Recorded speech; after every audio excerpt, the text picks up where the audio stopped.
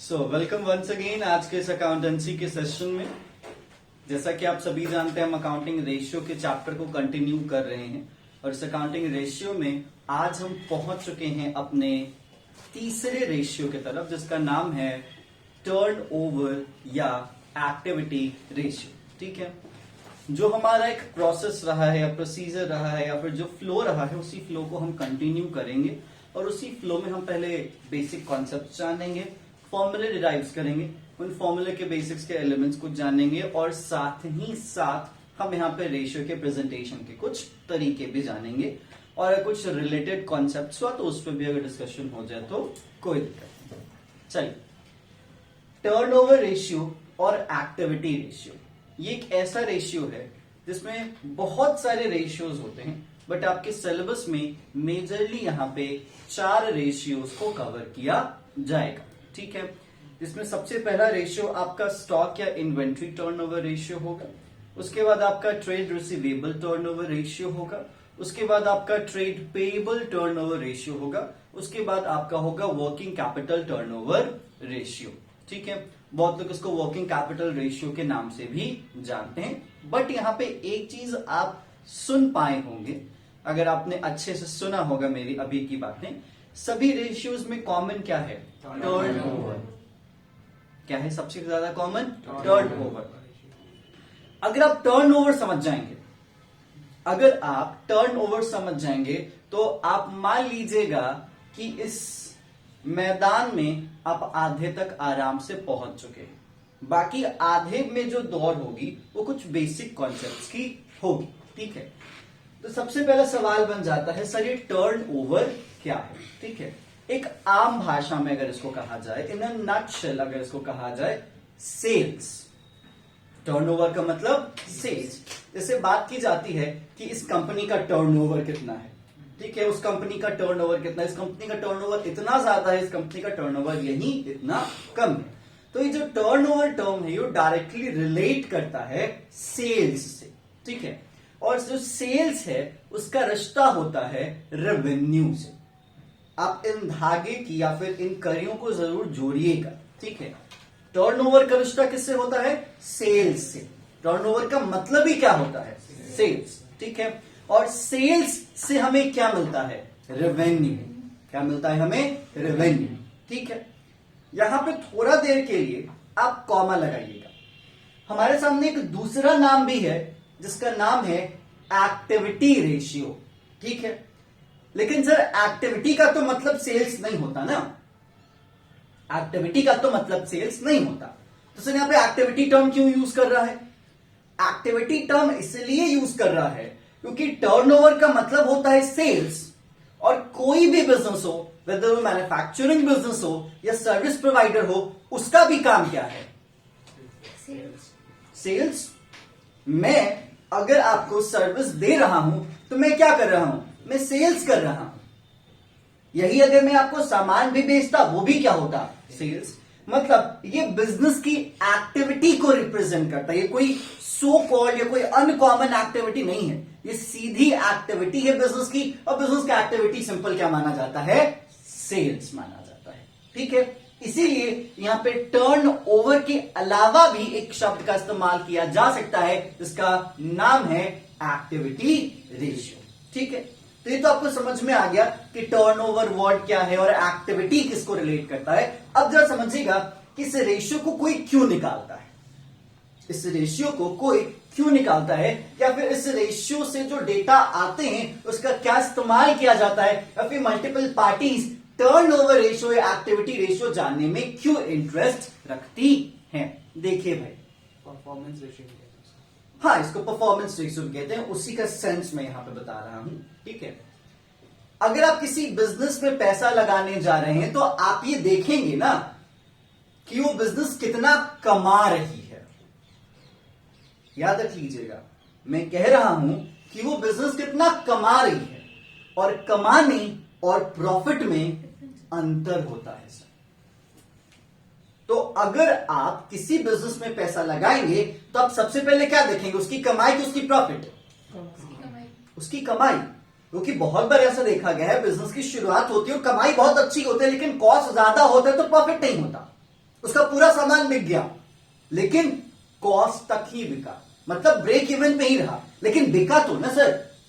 बहुत बार तो कंपनीज के ब्रेक इवन भी नहीं आते हैं, तो ब्रेक इवन भी अपने आप में आज के वक्त अगर देखा जाए तो एक चैलेंज है।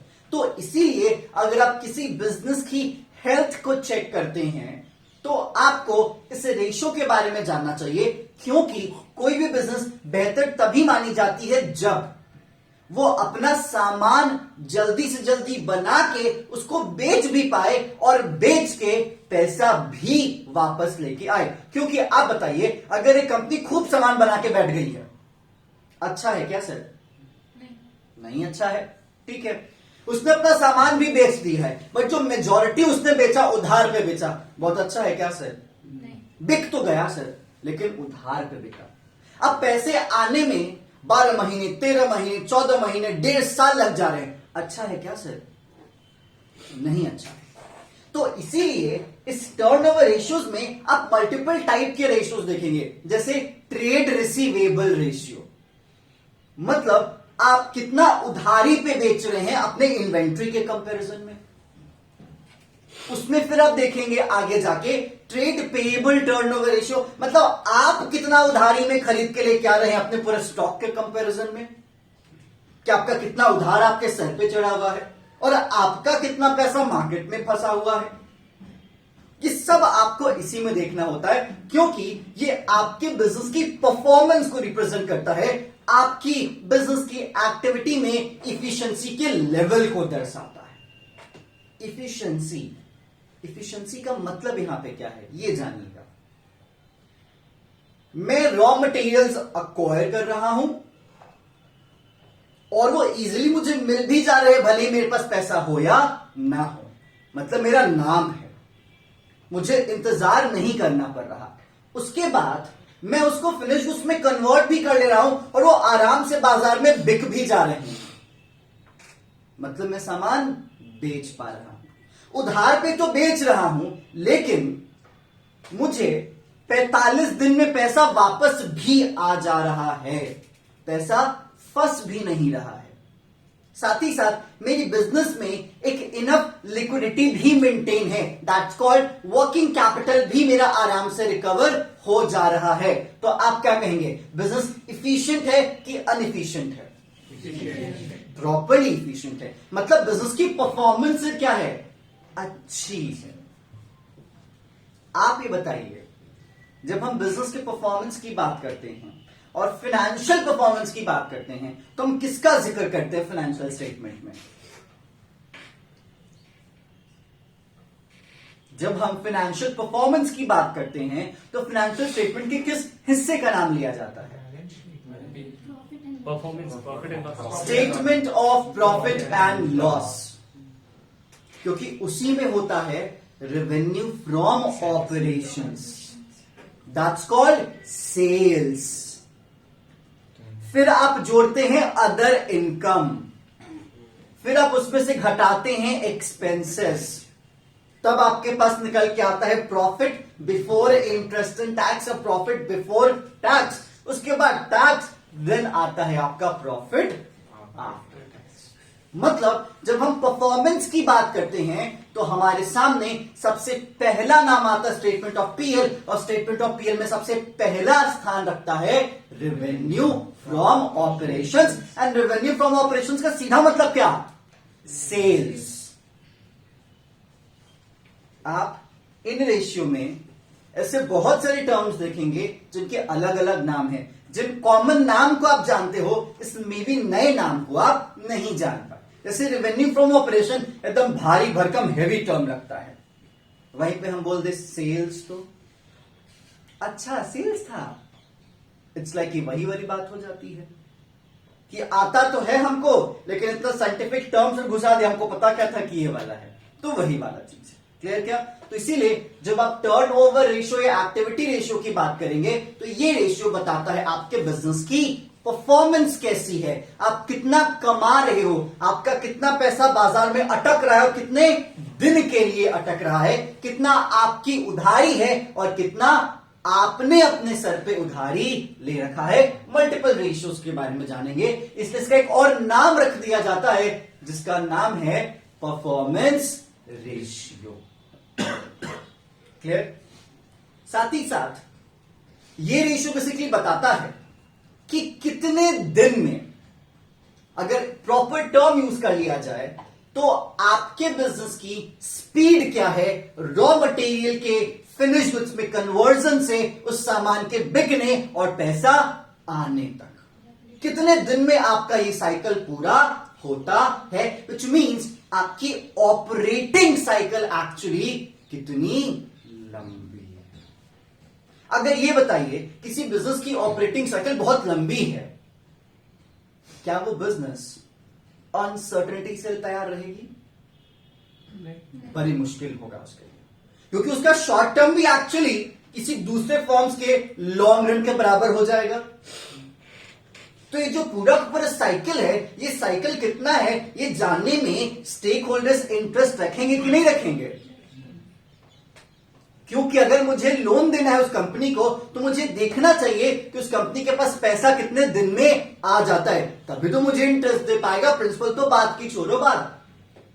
तो इसीलिए यहां पे इस पूरे रेशियो में आप एक चीज और ध्यान रखेंगे कि उस स्पीड को बताएगा जिस स्पीड में, जिस टाइम ड्यूरेशन में सामान बन के बिक के पैसा भी आपके पॉकेट में आ जाता है। तो इसीलिए आप इफिशिएंसी कहें, आप इफेक्टिवनेस कहें, आप परफॉर्मेंस कहें, या फिर आप इनके सेल्स की बात करें, ये कुछ शब्द है जिसको आप दिमाग में बैठाएंगे तो उसके फॉर्मूले धीरे धीरे बनते जाएंगे। चलिए भाई, अब हम बात करते हैं कि सामान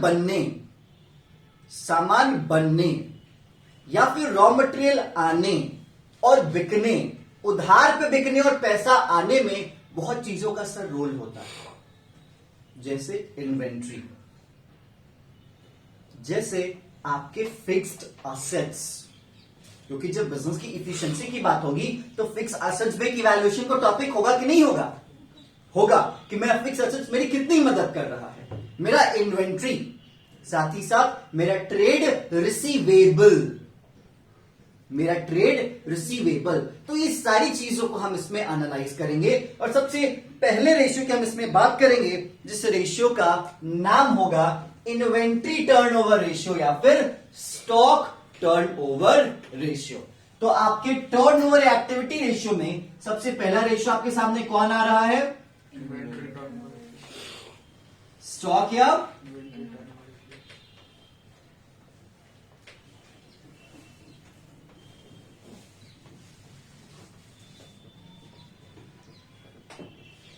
समझिए जरा, ये इन्वेंट्री टर्नओवर क्या बताता है?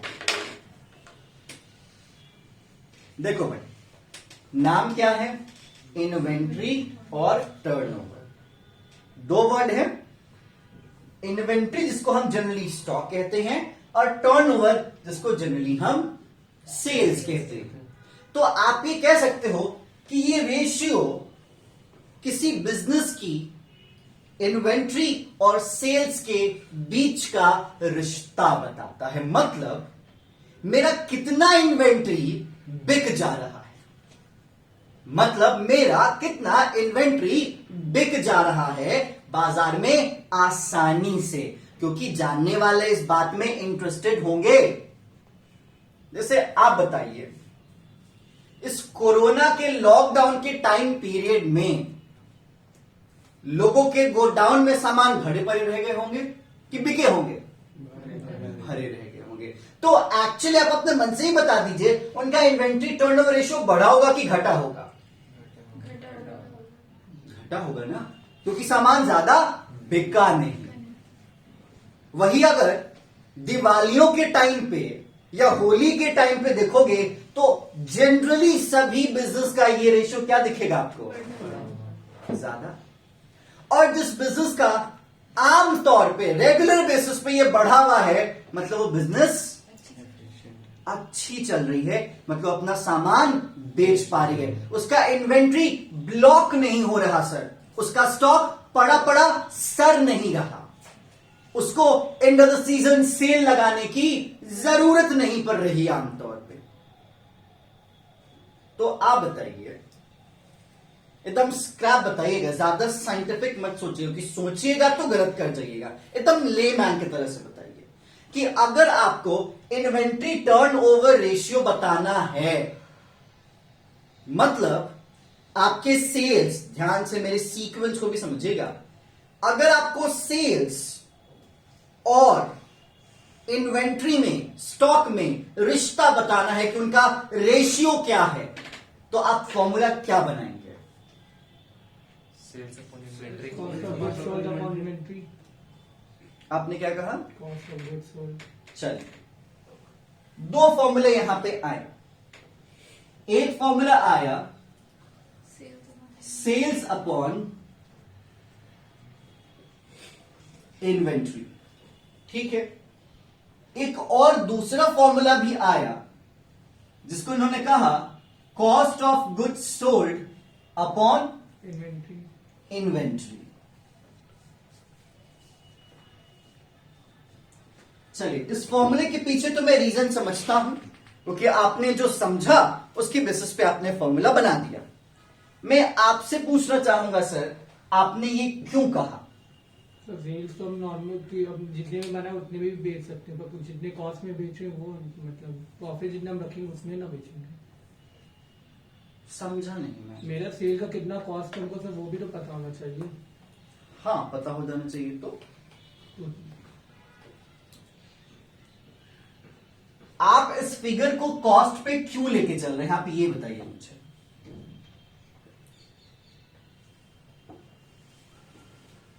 आपने इसको कैसे अज्यूम कर लिया? कुछ तो सोचा होगा ना। जैसे अगर मैं पूछूं कि दिवेश जी बताइए, आपने सेल्स अपॉन इन्वेंट्री क्यों कहा? सर आप जो समझा मैंने वो बोल दिया, जैसे बताया। तो हमने क्या बताया आपको? सेल्स और इन्वेंट्री का रिलेशन बताना है। सेल्स और इन्वेंट्री का रिलेशन बताना है, तो आपने सेल्स अपॉन इन्वेंट्री एकदम स्ट्रेट फॉरवर्ड लगा दिया, ठीक है। आपने cost of goods sold upon inventory कैसे लगाया? मुझे ये जानने में इंटरेस्ट है। क्योंकि प्रॉफिट जो है वो वेरी कर सकता है और हमारा जो कॉस्ट है वो हमेशा कांस्टेंट Actual रहेगा, होगा। और हमें वो एक्चुअल पता चलेगा कि उसका कितना मेरे पास बचा है सामान और कितना बिक गया, वो रेशियो बता देगा। ये आपका कहना सही है, ठीक है, लेकिन आप बेस पे नहीं आते। आप ये बात बता दीजिए, जब भी हम कंपैरिजन करने बैठते हैं, जब भी हम किसी भी दो चीज को एनालिसिस के प्रोसेस में कंपेयर करते हैं, तो वो दोनों चीज का बेस सेम होना चाहिए कि अलग होना चाहिए? सेम होना चाहिए।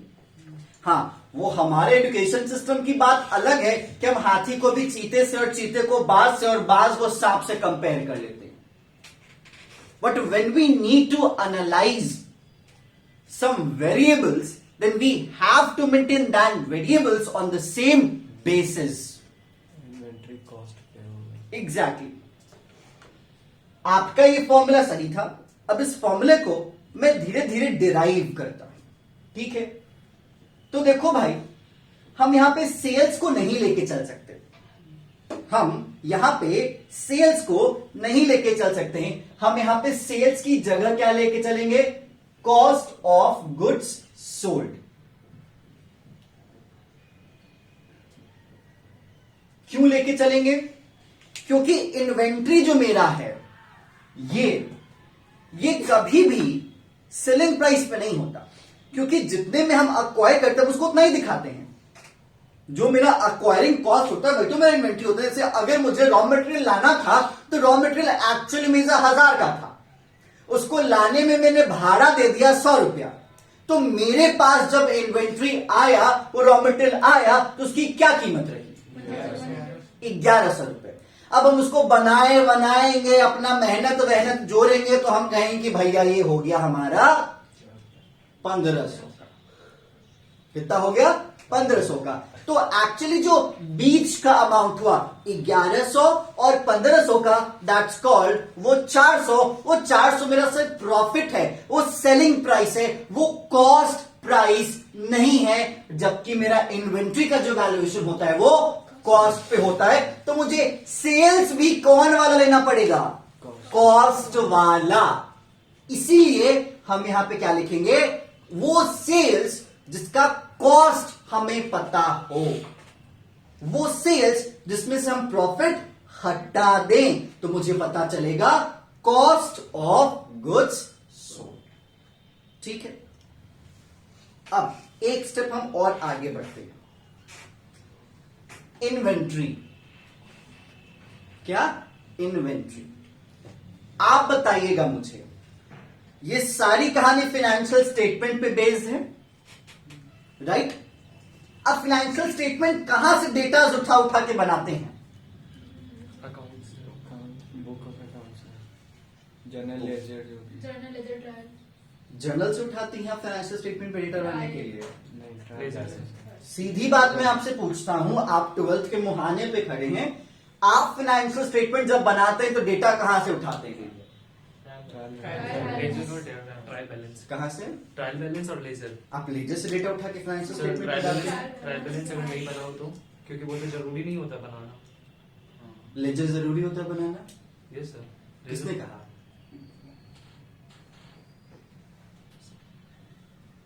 किसने कहा जर्नल जरूरी होता है बनाना?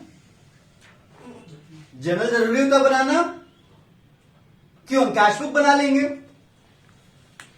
अपनी सुविधा जैसी है, मतलब वही तो बात है ना, अपनी सुविधा जैसी रहे वैसी हम बनाते हैं। फिर भी ट्रायल बैलेंस में कुछ चीज नहीं आता है ना, जिसका सेव कर देते उसको नहीं डालते हैं। ऐसे भी नहीं जाता वो, ऐसे भी फाइनेंशियल स्टेटमेंट में डाला है आज तक आपने? तो फिर आपने जो भी फाइनेंशियल स्टेटमेंट में डाला, जितना भी इंफॉर्मेशन डाला, इंफॉर्मेशन कहां अवेलेबल था? सीधी बात से ट्रायल बैलेंस। आई कोई डिस्कशन का मैटर नहीं है, ठीक है? आपको याद होगा जब आप ट्रायल बैलेंस बनाते थे तो स्टॉक आता था, सारे डेटास एक बार होते थे, स्टॉक दो बार होता था, एक ट्रायल बैलेंस के अंदर, एक ट्रायल बैलेंस के बाहर होता था। इस पे क्वेश्चंस भी बनते थे, डिस्कशंस भी हुई हैं बहुत सारी। तो सर इन्वेंट्री तो दो हो गई ना, एक शुरुआत वाली और एक अंत वाली। आप कौन सा इन्वेंट्री लेके चलेंगे मुझे बता दो, क्योंकि आपने कहा है इन्वेंट्री। आप दोनों लेके चलेंगे सर, आप किसी एक को इग्नोर करें, आप कहें कि सबसे लास्ट वाला लेके चलेंगे। अरे सर, जब आपको उसमें पता ही नहीं कि हम शुरुआत में कितना लेके चले थे, अंत वाला तो उससे इन्फ्लुएंस है ना। अगर हम शुरुआत वाला लेंगे तो वो वैल्यू इनकम्प्लीट रह गई, अंत वाला लेंगे तो वैल्यू वो इन्फ्लुएंस्ड हो गई। तो हम कौन सा लेंगे? दोनों। तो दोनों को जोड़ देंगे, हम चेंज लेके चलेंगे, हम एवरेज लेके चलेंगे, जैसा कि आपने कहा। और अगर हमें एवरेज इन्वेंट्री निकालना हो तो फॉर्मूला क्या होगा, आप मुझे बता दीजिए। Opening plus closing divided by 2। चलिए भाई, अच्छी बात है, आप लोग अब समझ जा रहे हैं। तो सेल्स के जगह पे आप लेंगे कॉस्ट ऑफ गुड्स सोल्ड, और आप इन्वेंट्री के जगह पे लेंगे एवरेज इन्वेंट्री।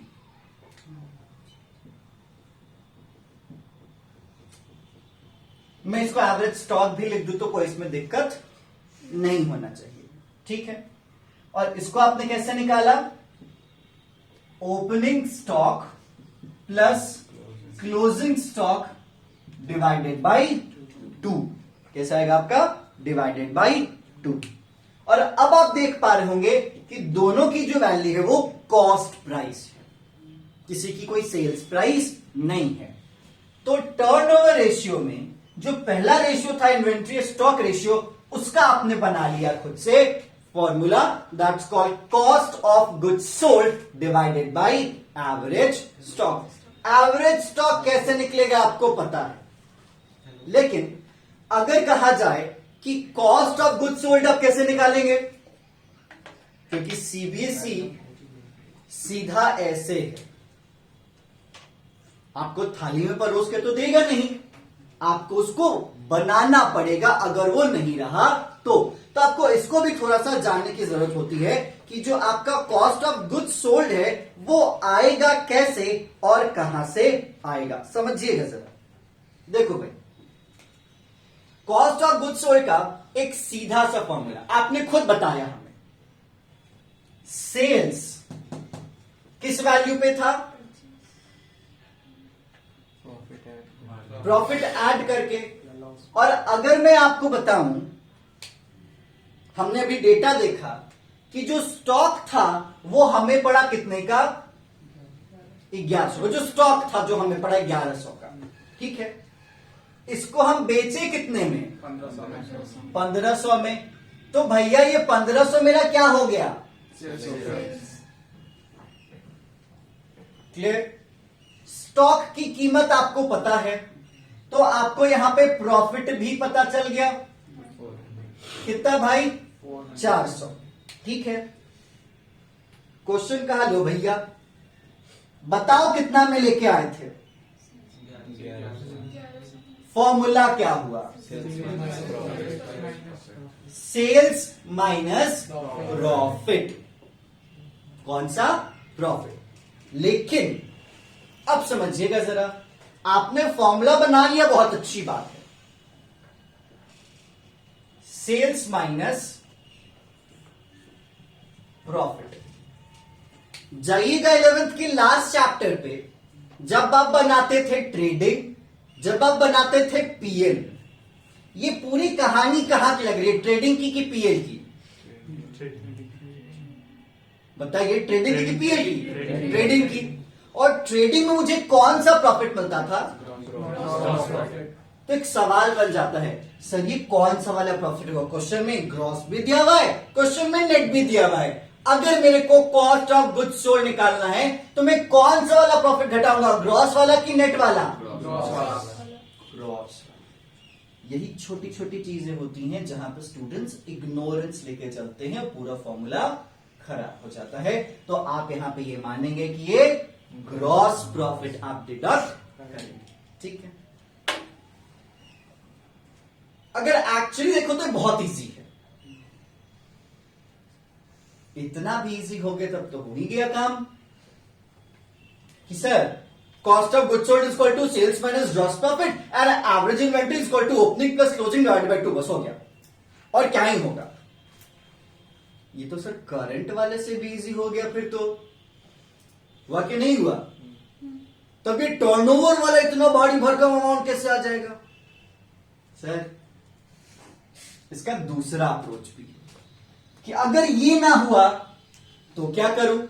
तो भैया अगर ये ना हुआ तो आप और कुछ कर सकते हो, ऐसा नहीं है कि आप नहीं कर सकते। जैसे देखो, सिंपल सी चीज है, अगर मैं आपको बताऊं एक कहानी, आपको क्या निकालना है? कॉस्ट ऑफ गुड्स सोल्ड, ठीक है। तो कॉस्ट ऑफ गुड्स सोल्ड एक रिजल्ट है। क्या है? कि रिजल्ट है। इस रिजल्ट के पीछे की कहानी होगी ना। अब आप अपने पीछे की कहानी में बिजनेस की कहानी देखिएगा। आपने बिजनेस का नया सीजन शुरू किया, नया बिजनेस नहीं शुरू किया, बिजनेस का नया सीजन शुरू किया, ठीक है सर, हमने बिजनेस का नया सीजन शुरू किया। तो जब हमने बिजनेस का नया सीजन शुरू किया और हम स्टॉक या इन्वेंट्री टर्नओवर रेशियो लेके चल रहे हैं, तो हमारे साथ किसी ने और ने सफर शुरू किया होगा जिसका नाम क्या था? Opening stock. सब आप बताएंगे, हम नहीं बताएंगे, हम इंतजार करेंगे आपका, ठीक है। तो आपने सफर की शुरुआत की ओपनिंग स्टॉक के साथ। चलो भाई, कुछ सामान है साथ में, इस पे ही बनाएंगे। अगर ये कम पड़ जाएगा तो और हम लेके आएंगे। क्या है? परचेज। चलो भैया ठीक है, हमने खरीद लिया। अब मेरे पास टोटल रॉ हो गया। अब हम बनवाएंगे। अब बनवाएंगे तो किसको बुलाएंगे बनाने के लिए? लेबर को। लेबर क्या मांगेगा? बाबूजी वेजेस दे दो। तो इसमें आप क्या जोड़ देंगे? वेजेस जोड़ देंगे, ठीक है। अब इसके अलावा और भी छोटा मोटा खर्चा पानी, लाइक इसको लाने में भाड़ा वाड़ा लगा था तो इसमें हम जोड़ते थे क्या? परचेज में हम कैरेज जोड़ते थे? नहीं सर, वो असेट में जोड़ते थे। लेकिन अगर हम रॉ मटेरियल लेके आ रहे हैं तो वो जो भाड़ा है वो मेरा डायरेक्ट एक्सपेंस है कि नहीं है? उसको हम लिखेंगे कि नहीं लिखेंगे? क्योंकि एक मेजर अमाउंट बन जाता है मेरे लिए। कोई छोटा मोटा अमाउंट नहीं कि हम उसको किसी अदर में घुसा दें या फिर हम इसको लिखे ना। हम इसमें लिखेंगे कैरेज। इसके अलावा भी उस सामान को बनाने में, क्योंकि हम निकाल के रहे हैं कॉस्ट ऑफ गुड्स सोल्ड, जो सामान बिका उसकी लागत, तो उस सामान को बनाने में और भी तो कुछ खर्च हुआ होगा ना। उसको अगर मैं एक वेग टर्म में मिला के जोड़ दूं तो मैं क्या लिखूंगा?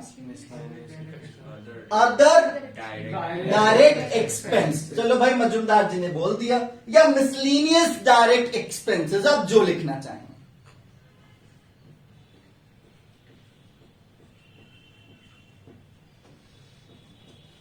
चलिए, अदर डायरेक्ट एक्सपेंस, ये तो हो गया। ये सब आपने जोड़ लिया। अब यहां पे एक कदम रुक के अपने से एक सवाल पूछो, ये तो मेरे पूरे साल का है कि नहीं है? शुरुआत में लेके चला और खरीदा, वेजेस दिया, भाड़ा दिया और बाकी जो अदर एक्सपेंसेस सब मैंने जोड़ दिया। ये था जो मैंने पूरे साल में सामान बनाया उसकी लागत। मैं फिर से रिपीट करता हूं, ये है जो मैंने पूरे साल में सामान बनाया उसकी लागत। तो क्या जितना भी आपने बनाया सब बेच दिया? कुछ तो बचा हुआ होगा, और जो बचा हुआ होगा उसको क्या करोगे? माइनस। तो फॉर्मूला क्या जोड़ दोगे आगे? बस, माइनस क्लोजिंग स्टॉक। तो जो अमाउंट आया वो बिक गया क्योंकि वो स्टोर में नहीं है। आ गया? ये बना आपका कॉस्ट ऑफ गुड्स सोल्ड। समझ में आया? क्योंकि एक्चुअली देखोगे तो यहां से यहां तक आएगा टोटल प्रोडक्शन, ठीक है? और फिर इसको इसमें से लगा दोगे तो यहां पे आ जाएगा कॉस्ट ऑफ गुड्स सोल्ड। ये टोटल प्रोडक्शन, या फिर आप कह सकते हो टोटल कॉस्ट। यहां पे ये कहानी आके रुक जाती है। आप समझिएगा सर, एक स्टेप थोड़ा सा और। आपको मैंने पहले क्लास में जब अकाउंटिंग रेशियो की शुरुआत की थी तो कहा था कि रेशियो के expressions pure, percentage times fraction, ठीक है? हम निकाल रहे हैं स्टॉक टर्नओवर रेशियो या इन्वेंट्री टर्नओवर रेशियो। तो ये जो डेटा आएगा वो नंबर ऑफ टाइम्स में होगा, कि मतलब मेरे स्टॉक के कंपैरिजन में कितना गुना सामान बिक रहा है। अगर मेरा ये 1 है और अगर ये 2 है तो हम कहेंगे कि मेरे अवेलेबल स्टॉक का दुगना वैल्यू मेरा आमतौर पे बाजार में बिक जाता है। मतलब एट अ टाइम हम अपने सेल्स का आधा स्टॉक रिटेन करके रखते हैं। तो ये नंबर ऑफ टाइम्स में कहानी आके रुकती है, ठीक है? अब इसके साथ साथ अगर आपको और कुछ बताना है तो ये जानिए। यहां तो आपको पता चला कि मेरे इन्वेंट्री के कंपैरिजन मेरा कितना सामान बिक रहा है, मेरे इन्वेंट्री के कंपैरिजन में मेरा कितना सामान बिक रहा है, मेरा सेल्स का जो परसेंटेज का हो, परसेंटेज नहीं कह सकते, नंबर ऑफ टाइम्स को, कितना टाइम्स मेरा रेवेन्यू है, ठीक है? अब इसमें एक बात आ जाती है कि ये जो इन्वेंट्री है, ये जो एवरेज स्टॉक है, वो कितने देर या कितने दिन या कितने महीने ब्लॉक रहता है। मतलब सामान बनने और बिकने में क्या टाइम पीरियड है। ये भी जानने में आप इंटरेस्टेड होंगे, क्योंकि जितना लंबा समय होगा सर उतना ही आपको एक्चुअली वर्किंग कैपिटल की जरूरत पड़ेगी।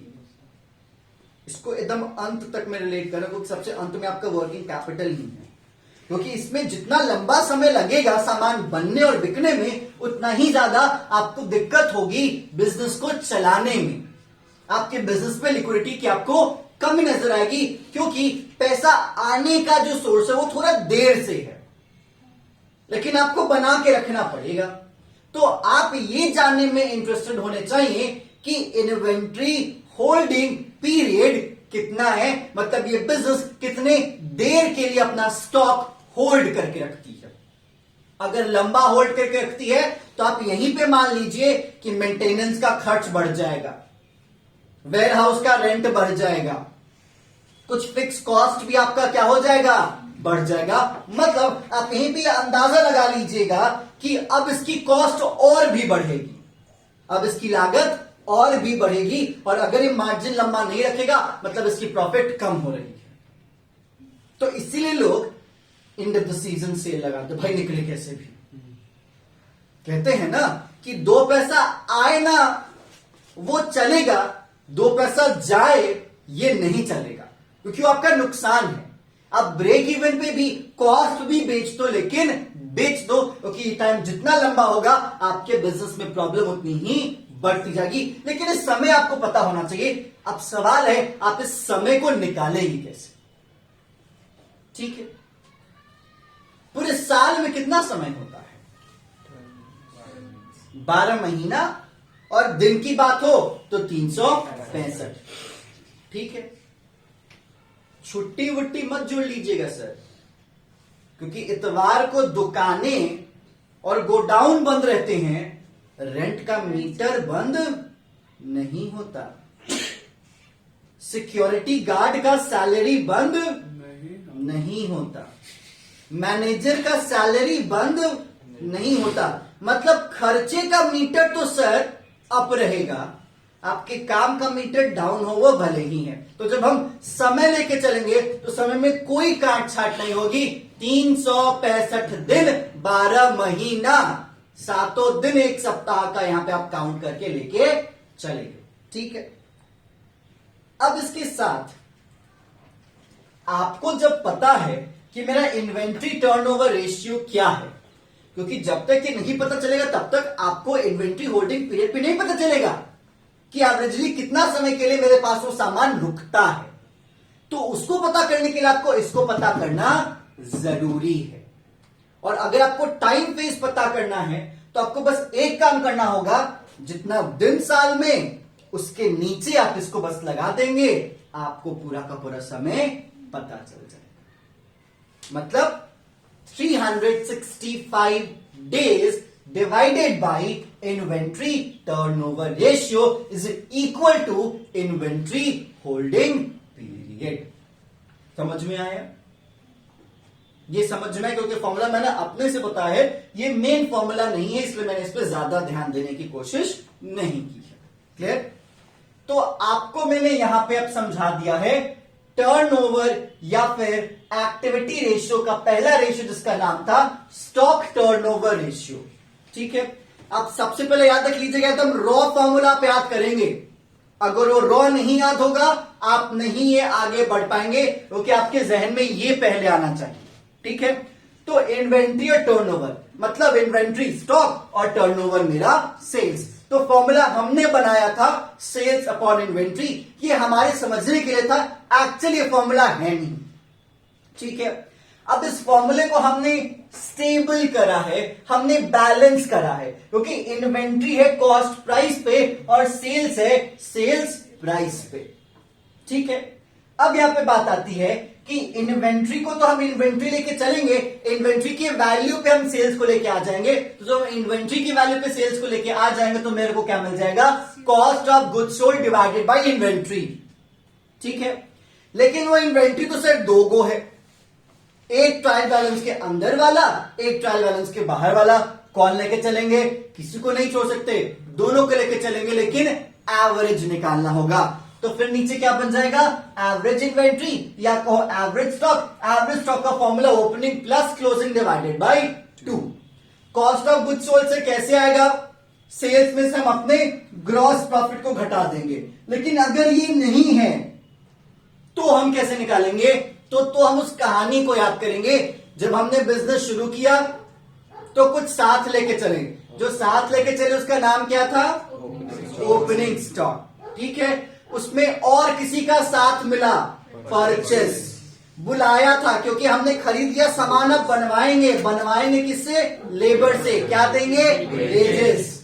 ठीक है, सामान मंगवाया था, खर्चा हुआ, उस खर्चे को कैरेज, या और भी कुछ चीज जो कि सामान बनाने में खर्च हुई जिसका नाम रखा गया अदर डायरेक्ट एक्सपेंसेस। ये सब सामान मिला के मेरे पूरे साल का बन गया। लेकिन हमें निकालना है कितना बिका, तो जितना बना उसमें से घटा तो जितना बचा मिल जाएगा कितना बिका। तो माइनस क्या कर दोगे, क्लोजिंग स्टॉक, तो आपको क्या मिल जाएगा, कॉस्ट ऑफ गुड्स सोल्ड। और यही हो गया आपके इन्वेंट्री टर्नओवर रेशियो में फॉर्मूले के तरीके। एक एक्स्ट्रा मैंने आपको बताया, इन्वेंट्री होल्डिंग पीरियड, मतलब इन्वेंट्री कितने देर के लिए रुक रहा है आपके बिजनेस में, तो उसको निकालने का formula number of days in a year divided by inventory turnover ratio. समझ में आ चुका, कोई सवाल?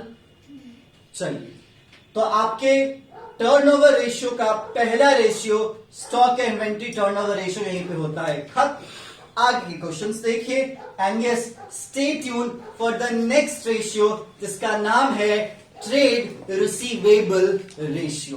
ठीक है क्या? चलिए फिर मिलते हैं आपसे नेक्स्ट सेशन में, तब तक के लिए शुक्रिया।